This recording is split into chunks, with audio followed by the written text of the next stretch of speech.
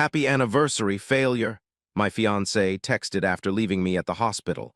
I sold her engagement ring and emptied our wedding fund. Now their perfect life has shattered. I never imagined that at 28, I'd be lying alone in a hospital bed, feeling like my entire world was dissolving into nothing. As the nurse adjusted my IV, I couldn't believe what I was seeing on my phone screen. The nurse gave me that practiced, sympathetic smile and said, "Your fiancée called, she won't be coming in today." "Won't be coming," I repeated, my voice barely above a whisper. "That's not possible. She promised she'd be here. We're getting married next month." I showed her the text message thread, but she just pressed her lips together. "I'm sorry, Mr. Collins. Sometimes people can't handle illness.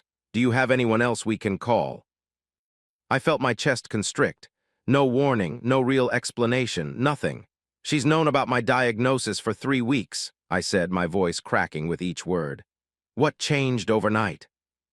The only person who had access to our wedding plans was Eliza. This recovery period, this temporary setback, was supposed to be our last hurdle. We had been planning for months, saying how after the surgery we would finally start our perfect life together. Paris was the honeymoon destination, and I was supposed to be the luckiest man alive. At first, when they found the tumor, I wasn't that scared. Another medical challenge didn't sound insurmountable to me, but after everything we'd overcome together, I thought this could strengthen our bond even more.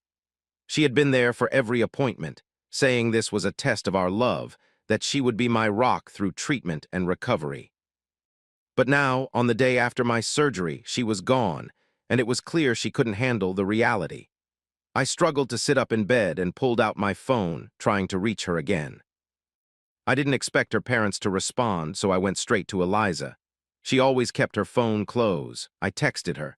"Hey, the nurse says you called. Is everything okay? I really need you right now."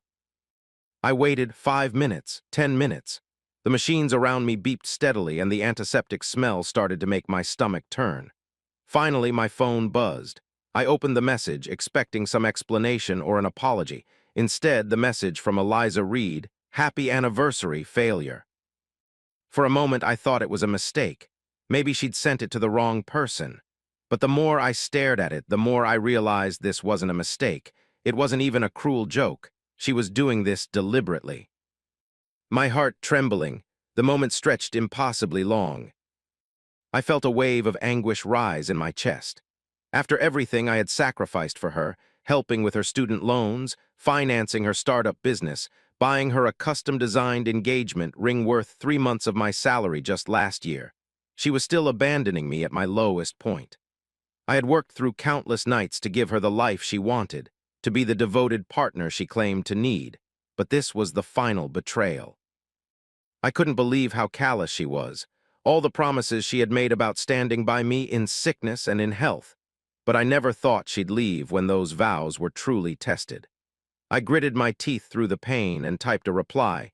"There's a surprise waiting for you when you check our accounts." My phone immediately lit up with calls from Eliza. I declined each one with bitter satisfaction. She wanted to destroy me at my weakest? Fine, I'd show her what destruction really looked like. Over the next few days, while I recovered in that sterile hospital room, I systematically dismantled every bit of our shared future. I started with the engagement ring, the $18,000 custom-designed piece I'd commissioned with stones from my grandmother's heirloom collection. She'd been showing it off all over Instagram, posting weekly photos and tagging luxury wedding accounts with hashtags about her perfect man. The ring was still legally mine until marriage, and I knew exactly who to call. My cousin Aiden worked at an exclusive jewelry boutique and had connections with private collectors. One call to him from my hospital bed and the arrangement was made. He offered to handle everything discreetly, even sending someone to retrieve the ring from our apartment while Eliza was at her daily yoga class. I made sure they took the matching wedding band I'd already purchased, the one with the inscription she hadn't seen yet. Let her come home to an empty jewelry box. Every memory crashed against me, fragments of what we were, what we could have been. Next came our wedding fund, our supposed future together. I'd been watching her make withdrawals for months, $700 for wedding research, that somehow always involved spa treatments, $1,200 for venue visits that coincided with girls' weekends, $3,000 for catering tastings that never seemed to include me. She'd taken advantage of my trust for the last time. Using my phone and a digital signature, I transferred every cent, all 62,476.33 of it, into my personal account. The bank representative questioned the timing, but I explained I was making changes to my financial arrangements due to unexpected life events. My hands shook, barely holding together, the weight of unspoken truths pressing down, suffocating. But I wasn't done yet. I logged into all our shared accounts, the honeymoon registry, the wedding website, the photographer's portal, and canceled everything. I'd set up autopay on my credit card for the venue deposit too, so I canceled that payment. Let her explain to her dream venue why the check bounced. Physical sensations became my language, a racing pulse, breath catching, chest tightening. The body remembers what words cannot. I even called her parents, who had always treated me like a son, and removed myself as a co-host for the rehearsal dinner. For years, I'd been the one they relied on to manage Eliza's expectations and calm her bridezilla moments. Not anymore. Let them handle their daughter's rage alone. My only response to her increasingly desperate messages was a single text: "Happy anniversary, failure." Then I blocked her number. What I didn't expect was how quickly word would spread through our friend group. My best friend Ryan reached out that evening, worried because he'd heard I was refusing visitors at the hospital. When I told him the truth about being abandoned after major surgery and Eliza's cruel message, his reaction stunned me. He was livid on my behalf. "She did what?" he had texted, followed by a flurry of shocked messages from our mutual friends. Apparently, Eliza had crafted quite a narrative about why she wasn't at the hospital. Now everyone knew the truth, and the support I received was overwhelming. Was this healing, or just another form of breaking? When I was discharged a week later, Eliza brought reinforcements, her sister, both parents, and 2 bridesmaids, probably thinking their presence would intimidate me into submission. They showed up at my apartment looking self-righteous and determined. "Alex, please, can we just talk this through?" Eliza started, her voice artificially gentle.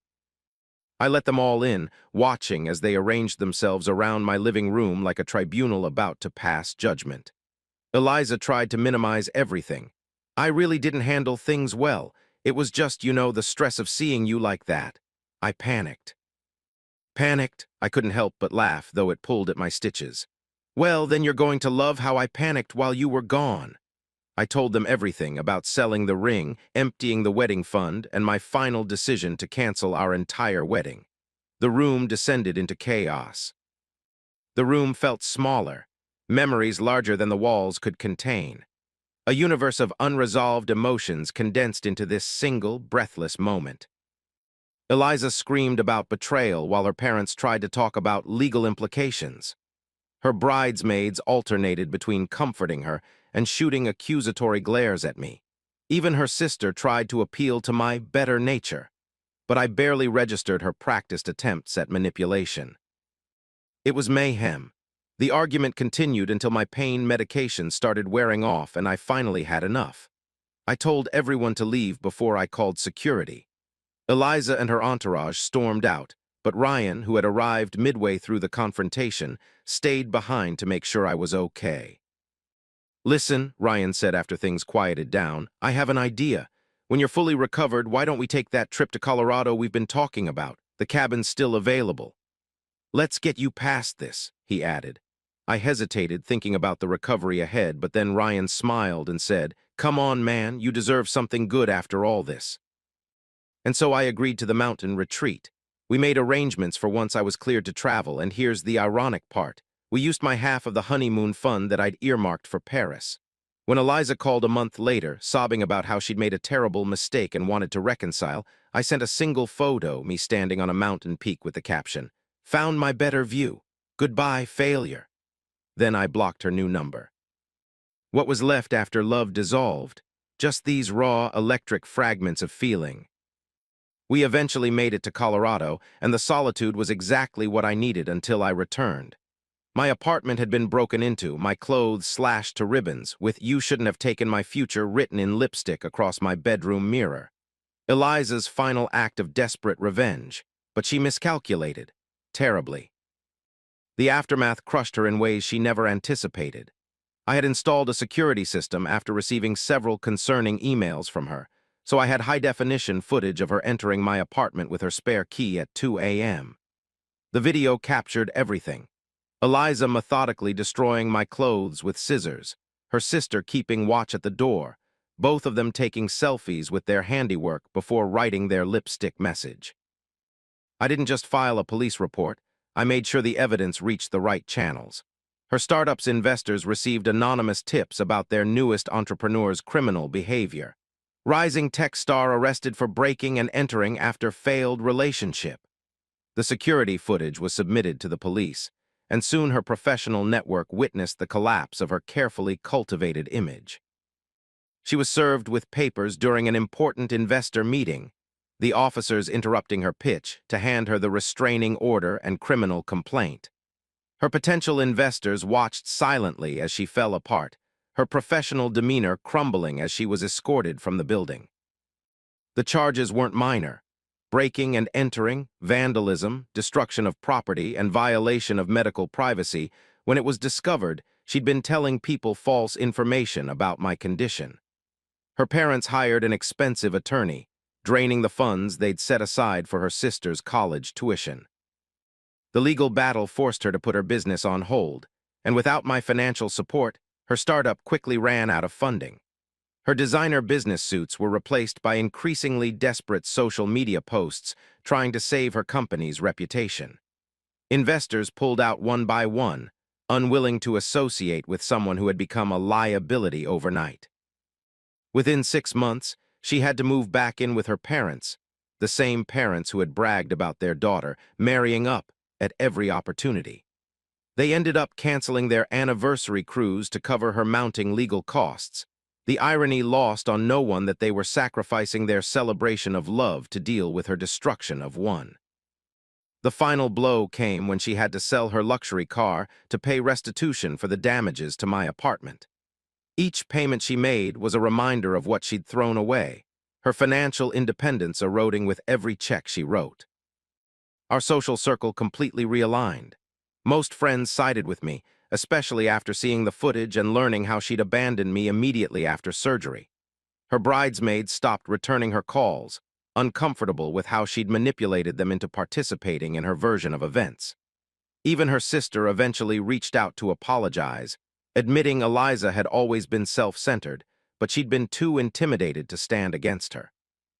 We're not friends, but there's a civil acknowledgement when we run into each other. Eliza tried to reconcile several times over the next year, sending elaborate gifts and tearful voice messages about how she'd made the biggest mistake of her life, and still loved me more than anything. I donated the gifts to charity and deleted the messages unheard. Some wounds, once inflicted, should never be reopened. These days, I'm rebuilding slowly but surely. The surgery was successful, and though recovery took longer than expected, my prognosis is excellent. The money that would have funded our life together now goes into my medical expenses and a foundation I started for patients without support systems. I've built a chosen family of friends and supportive colleagues who understand that loyalty isn't conditional on convenience. Sometimes Eliza still tries to reach out through mutual connections, usually when she's had too much to drink or her latest relationship has failed. I always send the same response through intermediaries. Happy anniversary, failure. It's harsh, perhaps, but it reminds me of how close I came to binding my life to someone who couldn't honor even the most basic commitment, and how much stronger I am for walking away. The hardest lesson wasn't discovering that the person I loved could be cruel. It was accepting that I deserved someone who would stay, especially when staying got difficult. Now I know my worth, and I'll never again settle for someone who sees me as disposable. As I trace the scar on my chest each morning, I'm reminded that some wounds heal stronger than the unbroken skin that came before. I am that scar now, more resilient, more authentic, and infinitely more aware of what real love should be. Thank you so much for listening to my story. If you have any thoughts, I'd love to hear them. So please leave a comment. Don't forget to like and subscribe if you want more stories like this one.